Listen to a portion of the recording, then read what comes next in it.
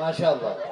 তাহলে দিনিয়াত মুনাজ্জাম মাকতাবে ক্লাসের শুরুতেই হামদ, নাত এবং নাজাম পড়ানো হয় না হয় সেটা আমরা আমাদের বাচ্চাদের প্রেজেন্টেশনের মাধ্যমে দেখলাম।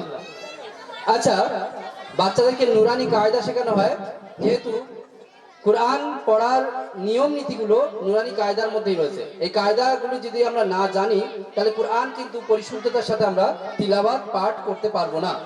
আমাদের বাচ্চারা কতটুকু কায়দা শিখেছে তা জেনে নেব। আচ্ছা বাবা, তোমরা কি জানো মুসাদ্দাদ কাকে বলে? শোনাও, মুসাদ্দাদ কাকে বলে?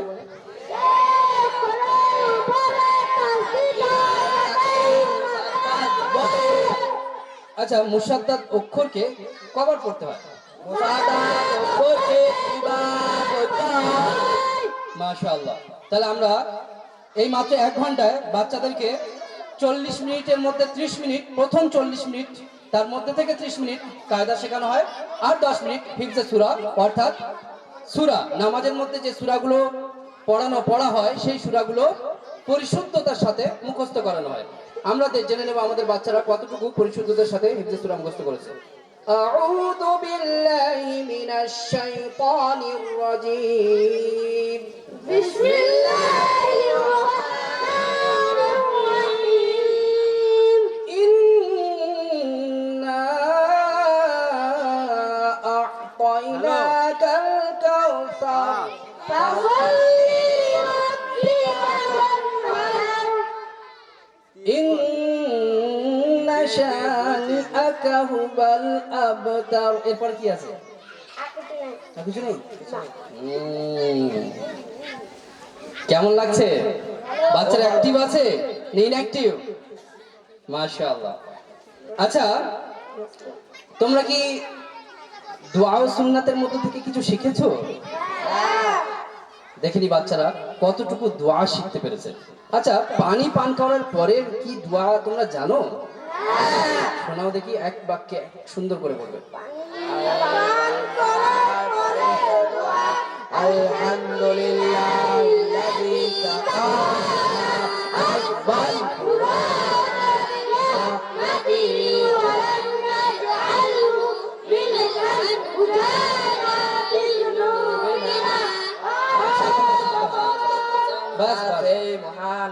শুধু দোয়াটি আরবিতে নয়, এই দোয়াটি এরা নিজের মাতৃভাষায় অর্থাৎ বাংলা ভাষায় এর অর্থ বুঝে, অর্থ সহ কিন্তু এরা এই আরবি যখন পড়বে এই দোয়াটি অর্থ বুঝেই পড়বে। আর যে কোনো বিষয়ে যদি অর্থ না জানা থাকে তাহলে সেই বিষয়টির অতটা ফজিলতপূর্ণ আমাদের মনে হয় না। ওই জন্য ওই বিষয়টি, যে বিষয়টি শিখেছে অর্থাৎ যে দোয়াটি শিখেছে সেটা তাদের মাতৃভাষায় অর্থ শোনাবে বাচ্চারা। আমরা একটু মনোযোগ সহকারে শুনবো। ধীরে ধীরে অর্থ শোনো।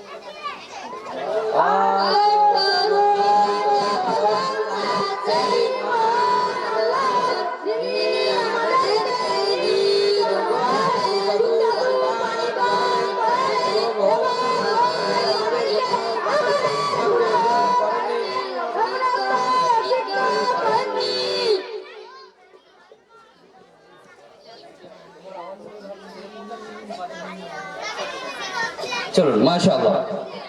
তাহলে আমরা বুঝতে পারছি যে বাচ্চারা শুধু আরবি শেখে না, নিজের মাতৃভাষায় তার অর্থগুলোও শেখে। আচ্ছা, তোমরা হিফজে হাদিস শিখেছো? আচ্ছা, তোমরা কি জানো হাদিস নাম্বার 6 কি? শোনাতে পারবে? শোনাও।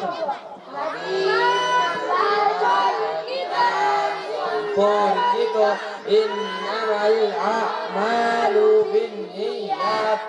অর্থ আমলের ফলাফল নিয়তের উপর নির্ভরশীল।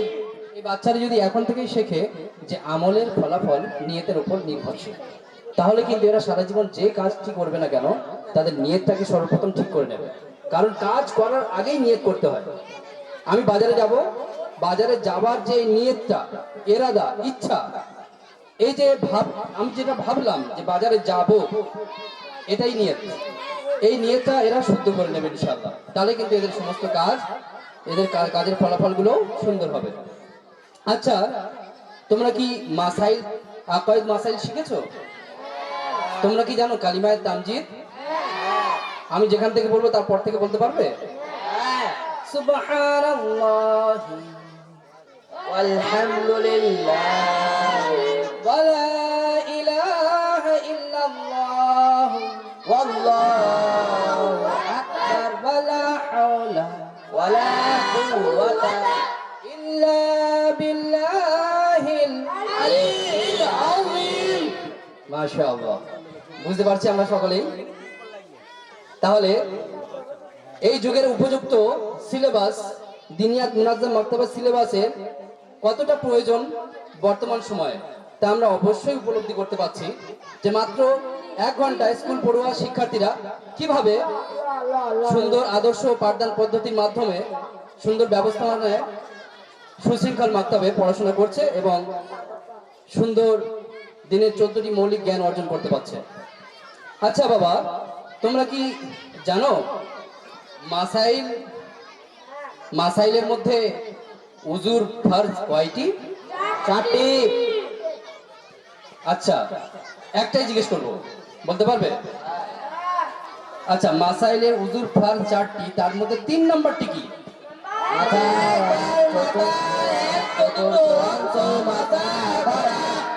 মাশাআল্লাহ। আমরা অনেকেই এখনো আছি যারা উজুর মধ্যে কয়টি ফরজ তো জানি না, এবং উজুর 3 নম্বর ফরজটি কি সেও জানি না, তাও জানি না। জানি কি? তাহলে উজুর 3 নম্বর ফরজ এই ছোট্ট ছোট্ট বাচ্চারা যদি এখন থেকেই শেখা শুরু করে, তাহলে কি ভাবছেন বর্তমান প্রজন্ম ও আগামী প্রজন্ম এদের মধ্যে সুন্দর একটি পরিবর্তন আসবে না আসবে না? এরা দিনের অনুসারী হবে না হবে না? এরা দিনের কাণ্ডারি হতে পারবে না পারবে না? এরা শয়তানের সমস্ত প্রশ্নের জবাব দিতে পারবে না পারবে না? এরা কি শয়তানের প্লাবনে আসবে? এরা কি নিজের ঈমান হারাবে? হারাবে না। এখন থেকে উত্তর দিয়ে দিচ্ছে, কারণ শিক্ষা থাকলে শয়তানের সঙ্গে লড়াই করা সম্ভব, আর শিক্ষা না থাকলে শয়তানের সঙ্গে লড়াই করা অসম্ভব। আচ্ছা, তোমরা কি ইসলামী জ্ঞান শিখেছো? আচ্ছা, ইসলামী জ্ঞানের মধ্যে বলো তো জান্নাতের দারোগা কে?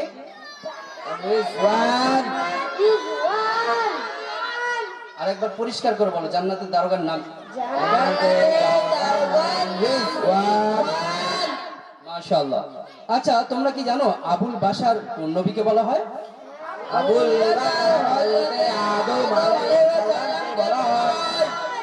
আমরা অনেকেই জানি না যে আবুল বাশার কাকে বলা হয়। অর্থাৎ সমস্ত মানবের পিতা, মানব পিতাকে হযরত কে বাবা? আদম আলাইহিস সালাম। আমরা তো অনেক সেলিব্রিটির নাম শিখে রেখেছি, মুখস্থ করে রেখেছি, কিন্তু আবুল বাশার কাকে বলা হয় আজ পর্যন্ত হয়তো অনেকেই জানি না। তো এই প্রজন্মকে যদি এইভাবে শিক্ষা নিতে দেখি, তাহলে কি মনে হয় সমাজে একটা পরিবর্তন আসবে না আসবে না? ইনশাআল্লাহ আসবে, আশা করা যায়। আচ্ছা, তোমরা কি আরবি শিখেছো? তোমরা কি জানো আরবিতে আমি একে আরবিতে কি বলে? না মানে আমি।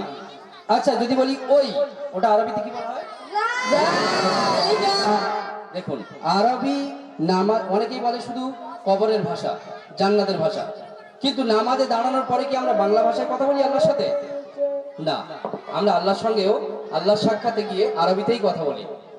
আমাদের বাচ্চাদেরকে আরবি শেখানো হয়, এরও একটি পিছনে কারণ রয়েছে।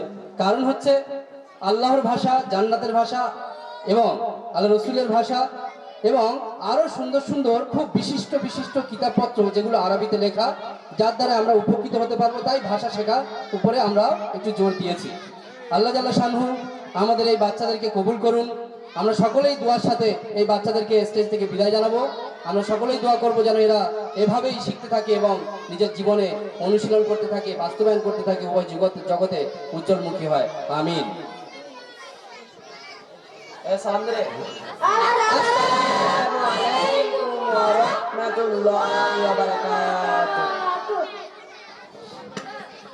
মাশাআল্লাহ। পশ্চিমবঙ্গ মুলটি সাবিলুল হুদা বিনিয়াত মুনাজ্জম মক্তব